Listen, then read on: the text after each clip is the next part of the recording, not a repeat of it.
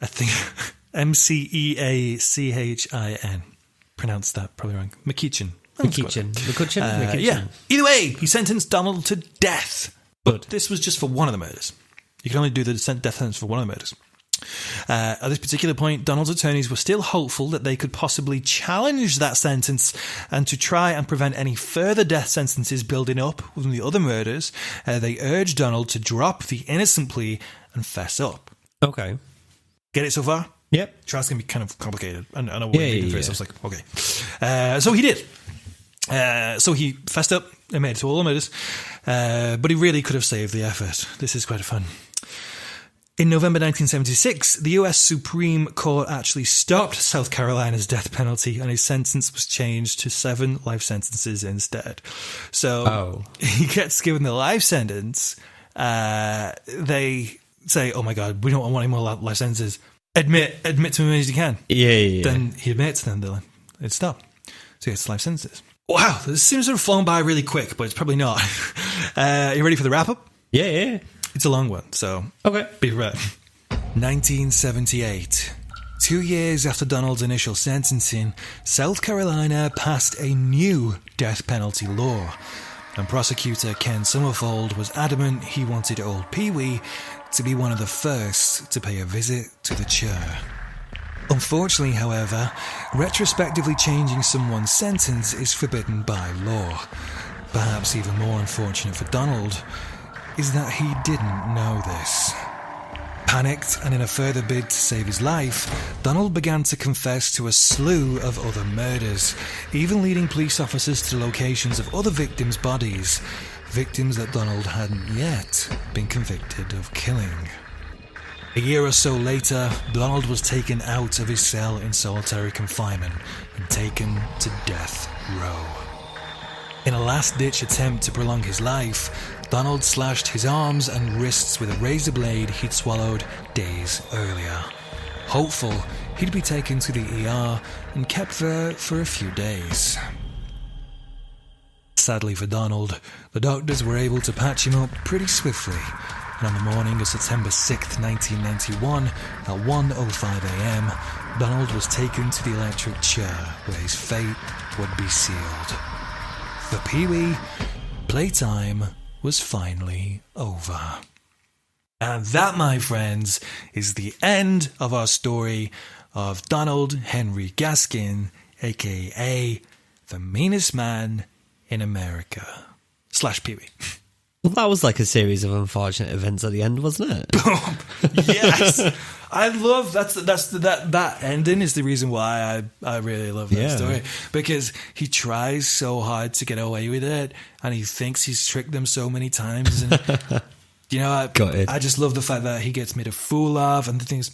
Before he died, one of the things that if anyone wants to look up any more about this guy or check him out in any way, other shape or form, there is actually a full autobiography that he was interviewed by a guy called, literally just had it, Wilton Earl is the guy. Wilton Earl was an author who went into the jail and he sticks a dictaphone down and records just numerous conversations with Donald over and over and over again. That's why on YouTube you can find a slew of audio files of Donald's actual voice. You feel free to check it out and compare it to my terrible impression. I don't know, just with this Article 13 and stuff, I don't want to include any potentially copyrighted materials in the podcast. I don't know how it's going to work out. I don't know how they're going to police it, but I just don't want to get episodes taken down. Thus why the impersonations. But yeah, the autobiography is called The Final Truth, and you can find it everywhere, I'm pretty sure. Although I just had a quick look, and it's pretty expensive. Pretty expensive, I think. Really? Well, there was a book going used for £154. What? I don't know. Maybe it's like an original copy or something. Yeah, maybe first edition. Yeah, perhaps. I also think it was before that law came in. I kind of not remember. It's been a long day. But you know the law where people can't profit off their own murders? Oh, yeah. Pretty sure it's before that. I mean, obviously he's dead anyway, so it doesn't really matter. But I mean, I suppose his family aren't to blame.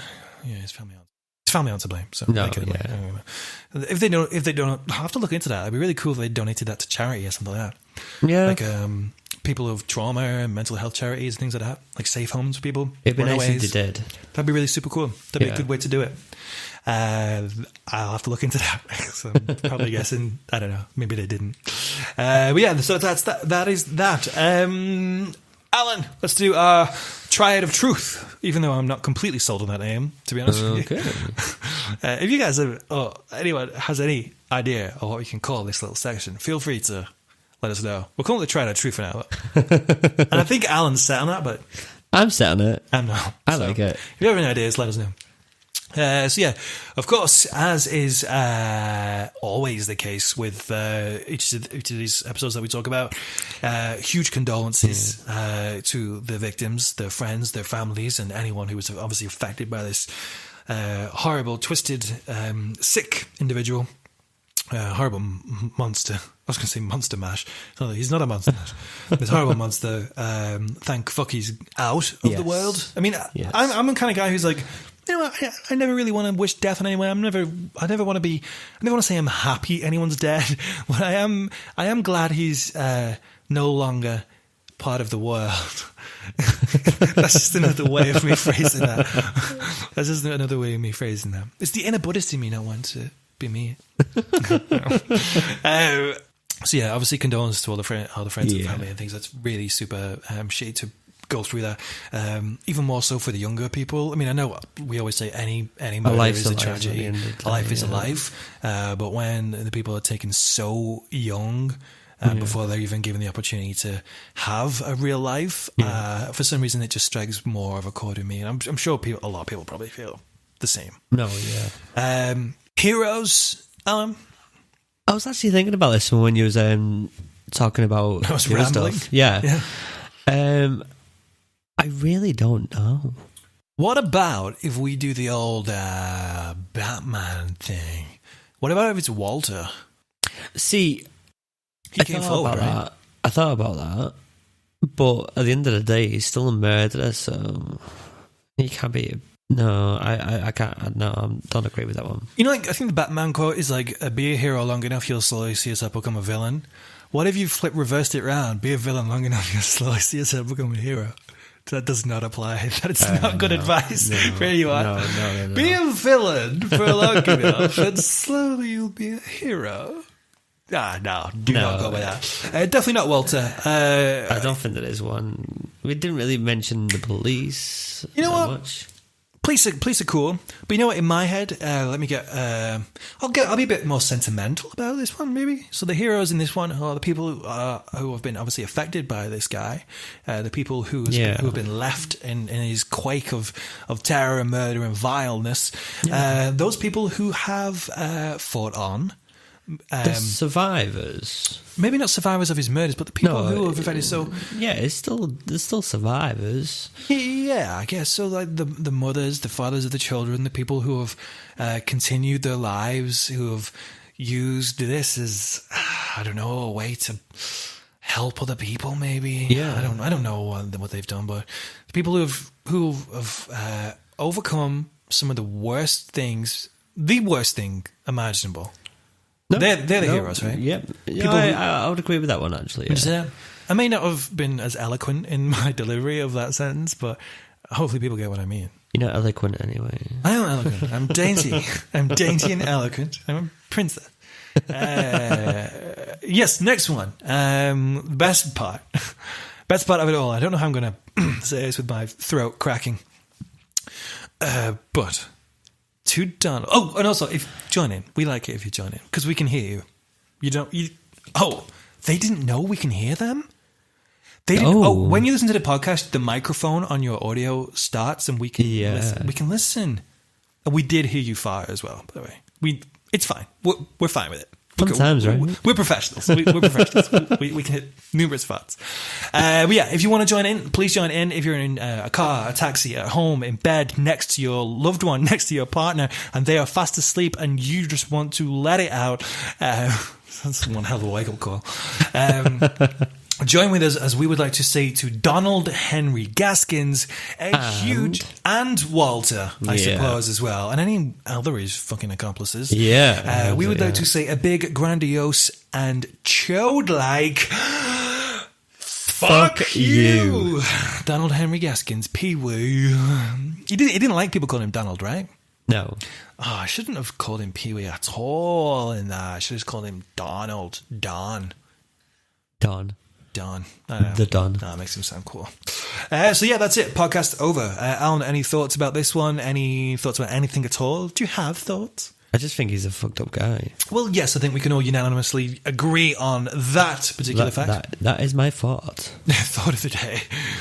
Yeah, that's it. If social medias, if you didn't catch it at the start, where were you at the start?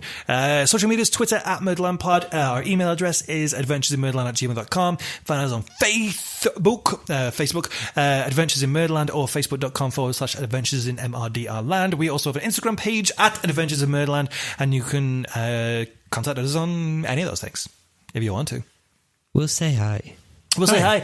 All of our social medias, including our personal Twitters and my YouTube channel, will be in the description. I say amazing YouTube. I'm going to YouTube mode. We'll be in the show notes down below.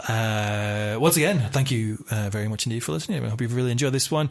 If you want to give us feedback of any way, shape, or form, constructive or otherwise, let us know. If you've got your own stories to tell us, let us know. We'd be happy to. We want to get as many of those as we can. Yeah. Not just to like rub our ego and be like, look at all the cool things people say. We want to do an episode, like we want to do those mini-sodes. That'd be so fucking cool. Like I said, I want to make this more like a two-way conversation. Yeah. For the past like 28, 29 episodes, we've been talking at you mostly. So it would be nice to have a more of a conversation going. Oh, I would like that. But for now, that's it, because like I said, my larynx is going to fall out of my anus and or my urethra. My tummy is rumbling. Bets are on as to which orifice my larynx will fall out of.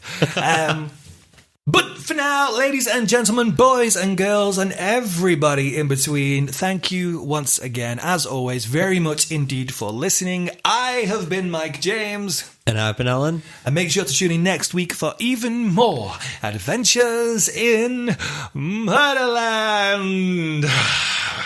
Goodbye. Bye. Bouncing up and down. Like a Gonna pop it. ball, I'll come bouncing back to you. Gyrating your hips.